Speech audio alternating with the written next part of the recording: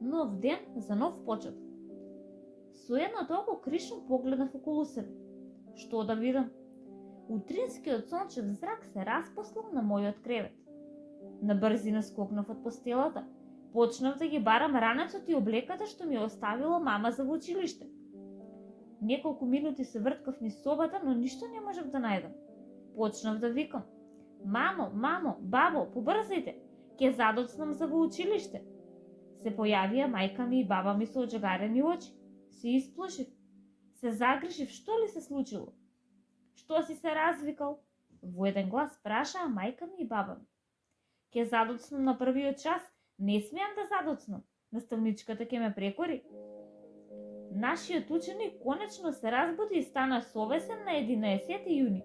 Се смееше мајка ми, а до неа стоеше и се насмевнуваше и баба ми.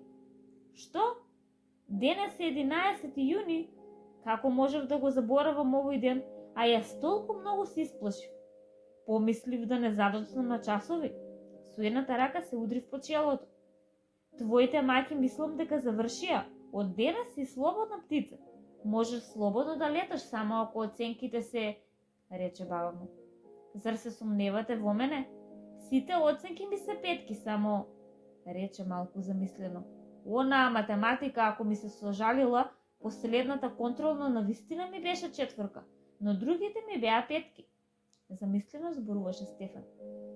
Одлетај, денес немаш обврски, а и другарите веќе те бараа, ми порача баба ми. На брзина се облеков, дзирна во кујната, зашто оттаму се ширеше мирис на што толку испечена пита. Си помислив, како мојата златна баба тешко дека има некоја друга. Со задоволство се насладував од вкусната пита. Погледнав на часовникот, повторно се плашав да не задоцнам. Но, овој пат, мислев да не задоцнам и другарите да не започнат некоја игра без мене. Јадев толку бргу, што мајка ми само што се смешкаше со баба ми. А една од нив рече: порасна и нашиот Стефан. За неколку седмици ќе наполни 10 години. Да, штом заврши пето оделение, како да си скачи на едно повисоко скалело од животот. Од септември ќе биде 6-то оделение, па и тоа бргу ќе заврши и се така. Ден по ден го гледаме како расте и напредува нашиот Стефан. Додаде мајка ми. Мамо, дали може да ги поканам другарите на убава пита? Не денес, некое друго утро. Баба да направи малку повеќе. Ние сме големи јадачи. Станав и ја прегрнав баба ми. Таа е мојата златна бабичка. Може. Еве за утре ќе подготвам неколку пити. А мајка ти нека купи јогурт и појадокот ќе биде подготвен и сервиран на терасата. Потврди баба ми. Оставете нешто од питата и за сестра ти. Таа е на факултет, овие денови ги полага последните испити од прва година. Дај Боже да ги положи, да има безгрижно лето, рече мајка ми. Заминувам, се гледаме напладне. Ги пакна во образ моите најмили, мајка и баба. Со брзи чекори се симнав од петиот кат по скалилата. Застанав пред зградата, се свртев околу себе и ги барав другарите, но од нив ниту трага. Се упати во паркот, непосредно до нашата зграда, а таму само мали дечиња со баби. Погледнав на игралиштето и таму ги нема. Се зачудив каде може да заминале без мене. Потрагата ја продолжив кон училишниот двор со надежда дека ќе сретнам некој што ги видел. Се движев со бавни чекори и се загледував во секоја група деца, но не беа моите другари. Надвор стануваше се потопло.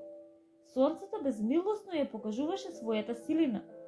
Се обидував да ги избришам капките пот, помислив дека тоа е од брзото јадење, ама не, тоа беше од летното сонце. Кога пристигна во училишниот двор, ме дочека весел джагор и довикување од другарите. Па каде си? Повторно доцниш? Те запишаа на првиот час. Мислите дека сум заборавил? Денес е 11 јуни, нема веќе учење, но има нов почеток. А вие што барате овде? Повторно во училиште? Весело праша. Ние не можеме да се разделиме од училиштето. Еве само еден ден и веќе чувствуваме дека ни недостига, додаде Мартин. И мене ми недостасуваше, па затоа дојдов да ве побарам овде, додадов. Еве и утрово кога се разбудив, помислив дека сум задоцнал на првиот час. Ајде кажи за каков нов почеток зборуваше? Праша Јане. Има многу убави почетоци. Еве некои. Игри, дружење, задевање, пеење, пливање, скокање и јадење, пита. А за таков почеток зборуваш? Прифати Филип. Еве за почеток, утре сите кај мене на појадок. Вие знаете дека јас имам златна баба. Таа прави најубава пита на светот. Да, како не знаеме, сите гледавме цели 5 години како ти го носи ранецот во училиште и како те враќа од училиштето дома. Дофрли Петар. Ајде, доста се задевате на моја сметка. Не е зашто јас сакав таа да ми го носи ранецот, туку не сакав да ја уништам желбата. Навистина таа самата сакаше да го носи. Додадов ни смеа. Еве, утре и самите прашајте. Не се правдај, сите знаеме дека навистина имаш златна баба, додадоа другарите во глас. Утре еден сите другари беа точно навреме пред вратата на мојот дом. Се поздравија со мајка ми и баба ми, а потоа навалија на питата. Од погледите им се читаше дека многу им се допаѓа. Едноставно беа нестрпливи што побрзо да ја вкусат. Сите заедно почнаа да јадат и да се насладуваат од вкусната пита. Некои другари со полни усти ја пофалија умешноста на баба ми, а другите ја бришеа устата од јогурт и разменуваа благи насмевки.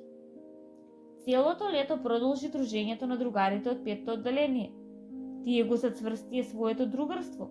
Рекоа дека ова лето за секогаш ќе остане во нивните сеќавања, како дел од најубавото детство. Сите заедно заклучија: нов ден за нов почеток.